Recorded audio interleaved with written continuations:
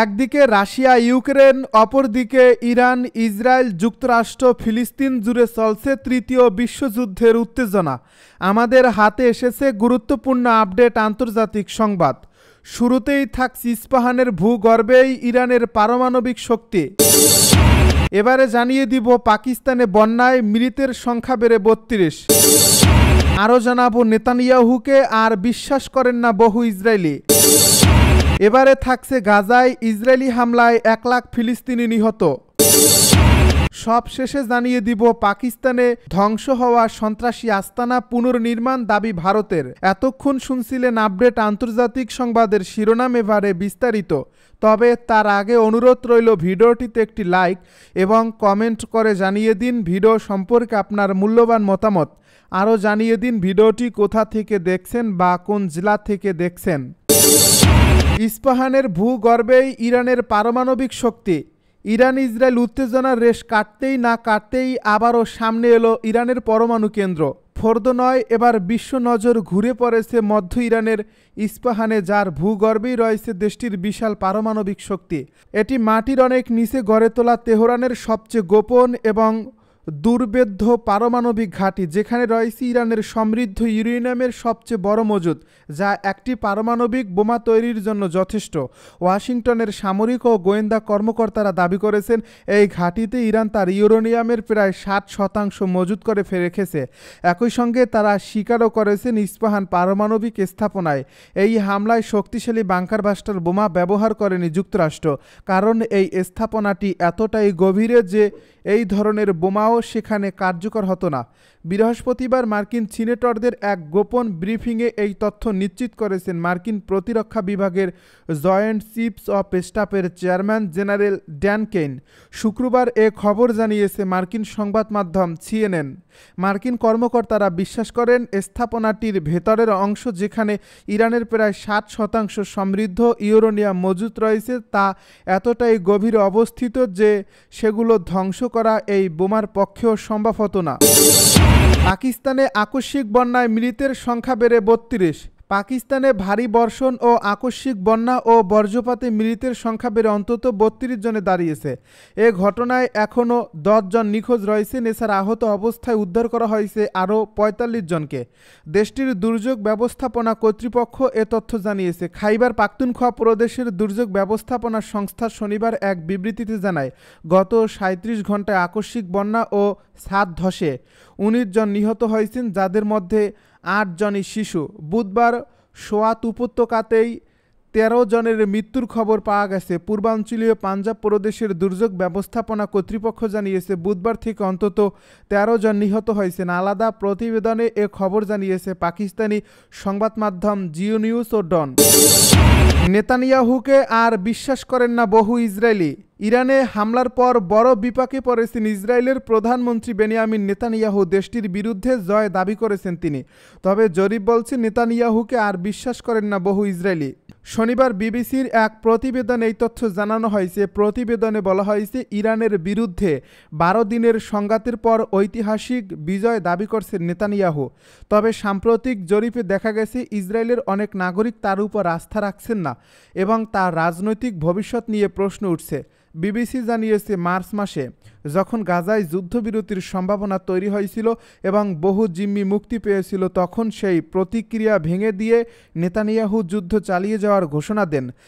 সেই সিদ্ধান্ত অনেকেই রাজনৈতিক আত্মহত্যা বলেও উল্লেখ করেন। গাজায় ইসরায়েলি হামলায় ১ লাখ ফিলিস্তিনি নিহত।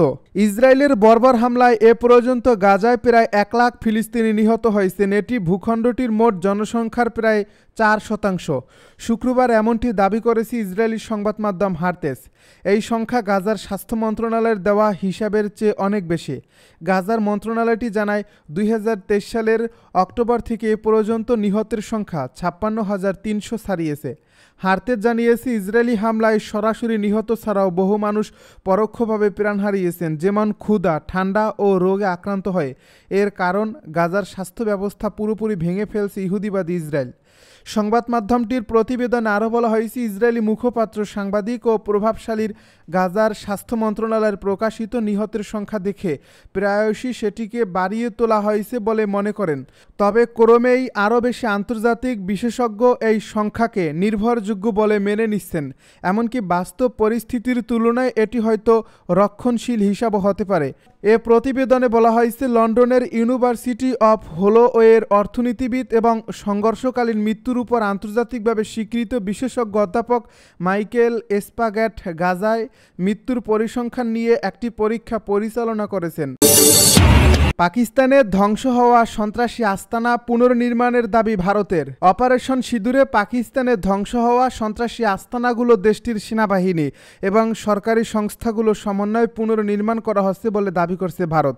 গোয়েন্দা সূত্রের বরাতে একাধিক ভারতীয় গণমাধ্যম এই তথ্য জানিয়েছে।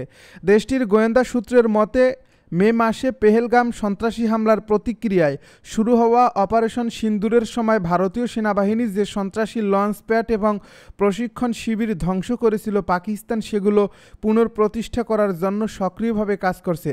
সূত্রটি জানিয়েছে, বিশেষ করে পাক অধিকৃত কাশ্মীর এবং সংলগ্ন এলাকায় পাকিস্তান সেনাবাহিনী তাদের গোয়েন্দা সংস্থা এবং সরকারি এই সন্ত্রাসী অবকাঠামো পুনর্নির্মাণের জন্য যথেষ্ট অর্থায়ন এবং পূর্ণ সহায়তা দিচ্ছে। গত 7 মে ভারতীয় বাহিনী পাকিস্তান এবং পাক অধিকৃত কাশ্মীরে 9টি সন্ত্রাসী শিবিরে নির্ভুল হামলা চালায়।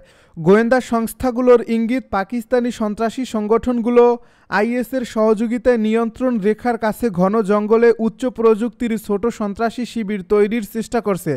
সূত্রের মতে, নজরদারি এবং বিমান হামলা এড়াতে এই কৌশলটি করা হয়েছে। বর্তমানে পুনর্নির্মিত শিবিরগুলো Luni, Putwal, Taipu post, Jamila post, Umranwali, Chapowar forward, Kahuta, Chhotachak এবং জঙ্গলারার মতো এলাকায় অবস্থিত। এই শিবিরগুলোতে thermal imager, foliage penetration radar এবং স্যাটেলাইট নজরদারি মোকাবেলা করার জন্য উন্নত প্রযুক্তি ব্যবহার করা হচ্ছে বলে জানা গেছে। প্রাণ বাঁচালাম, ধন্যবাদটুকুও দিল না, বলছে ডোনাল্ড ট্রাম্প।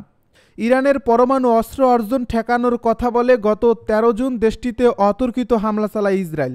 পরবর্তীতে ইরানের পারমাণবিক স্থাপনায় মার্কিন ক্ষেপণাস্ত্র হামলা হলে এই সংঘাত নতুন মোড় নেয়। হামলা পাল্টা হামলার মধ্য দিয়ে 12 দিনের মাথায় যুক্তরাষ্ট্রের মধ্যস্থতায় যুদ্ধবিরতিতে সম্মত হয় ইসরায়েল ও ইরান। তবে দুই দেশের মধ্যকার এ সংঘাতের শুরু থেকেই মধ্যপ্রাচ্যের ভূ রাজনীতির অন্যতম প্রধান ব্যক্তি আয়াতুল্লাহ আলী খামেনিকে হত্যার পরিকল্পনা বারবার শিরোনাম হয়েছিল। সংঘাতের শুরু থেকেই খামেনিকে হত্যার হুমকি দিয়ে আসছিল ইসরায়েল, তবে এখন পর্যন্ত তা করতে পারেনি ইসরায়েল ও যুক্তরাষ্ট্রের কেউই। এর মধ্যেই ইরানের সর্বোচ্চ ধর্মীয় নেতা খামেনিকে লজ্জাজনক মৃত্যুর হাত থেকে রক্ষা করলেও খামেনি তাকে ধন্যবাদও জানাননি বলে মন্তব্য করেছেন যুক্তরাষ্ট্রের প্রেসিডেন্ট ডোনাল্ড ট্রাম্প।